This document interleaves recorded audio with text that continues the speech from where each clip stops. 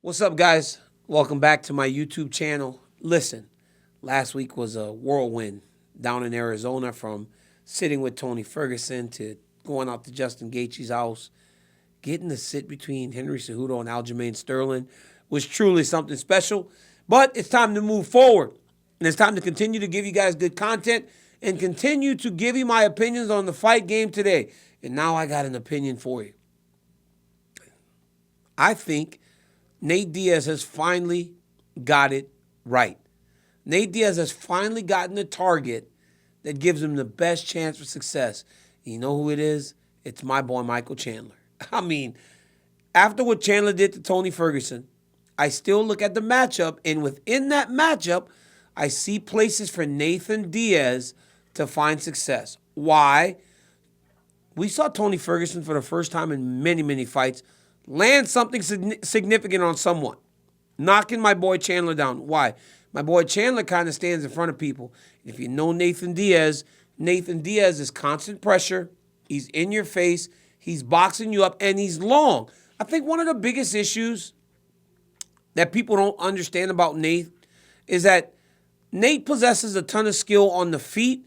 Obviously, we know what he does on the ground, but it's in his approach on the feet that truly has made him so relatable to people.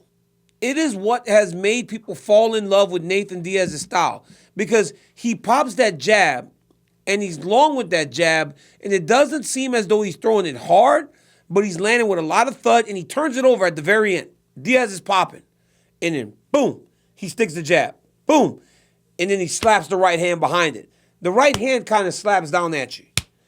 Michael Johnson, Anthony Pettis, all those guys that you have seen him beat, he's popping them with the jab to range fine, and then once he finds his range, he drops the right hand. He hurts people. I mean, you saw him hurt Leon Edwards up at 170.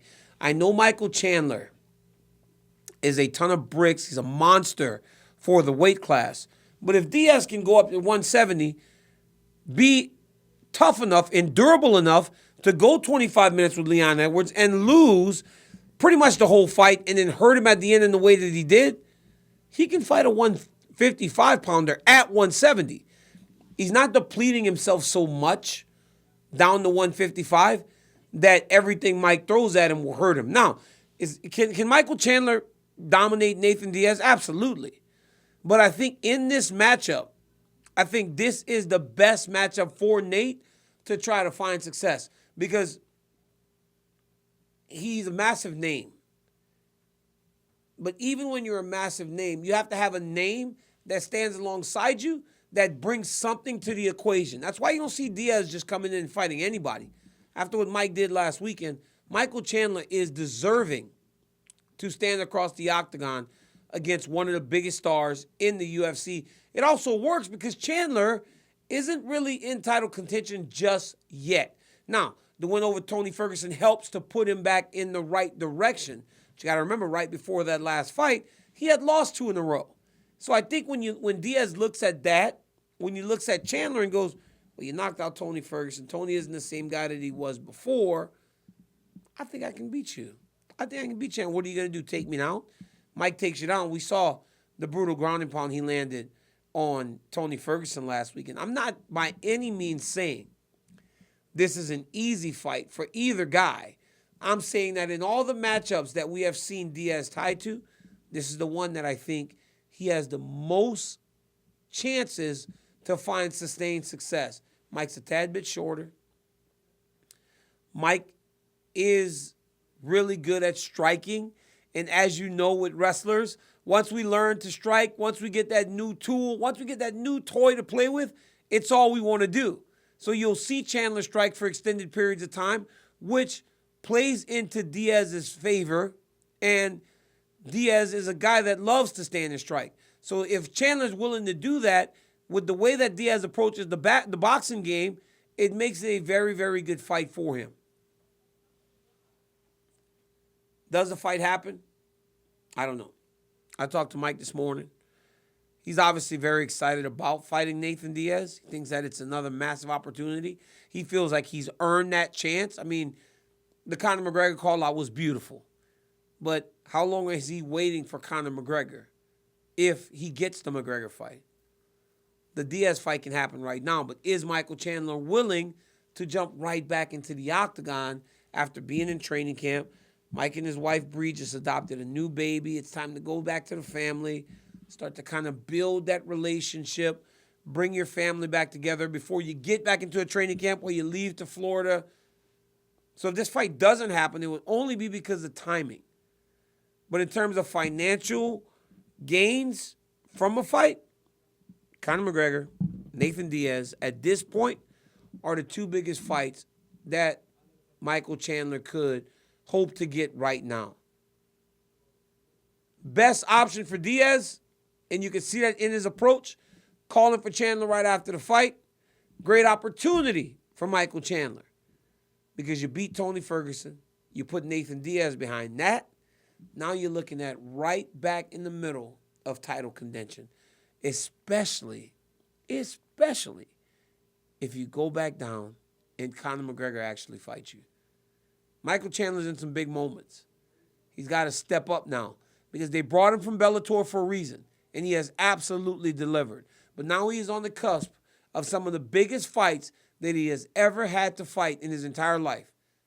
Because you put Ferguson, Michael Chandler's schedule will have been so absurd if he gets Diaz then McGregor and maybe his way back into a title fight.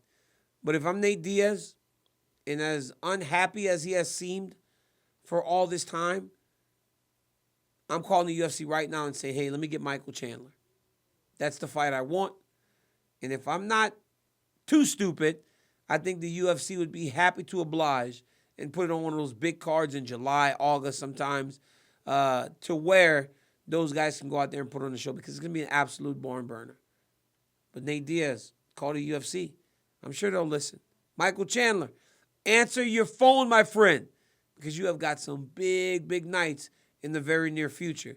And it's all been earned by hard work, commitment to your craft, and honestly jumping on that microphone and truly making a statement every single time you get your hand raised. Guys, like, subscribe for more of this type of analysis, more of these types of thoughts as we head into the summer where the UFC is going to have some tremendous fight cards. Obviously, we have UFC 267 with our 265, I believe. What do we just have? 74, 75? UFC 276 with Adesanya versus Cannonier, Holloway, Volkanovski 3. Could you imagine if they dump a Nate Diaz versus Michael Chandler fight on there? Or could you imagine if they put them in the July, early August somewhere? No matter where you put that fight, it's going to be insanity. And again, if you're Diaz, you got to look at the landscape and go, hey, this is one that I feel like I can get. I feel like I can get Chandler. If you're Chandler, you're just constantly cashing checks because you know that you are standing across the biggest names that this sport has to offer. Once again, like, subscribe. Daniel D.C. Cormier on YouTube. Daniel D.C. Cormier on YouTube. How in the world do I not know how to say my own last name? So, until next time, your local friendly Hall of Famer, Daniel Cormier, saying peace.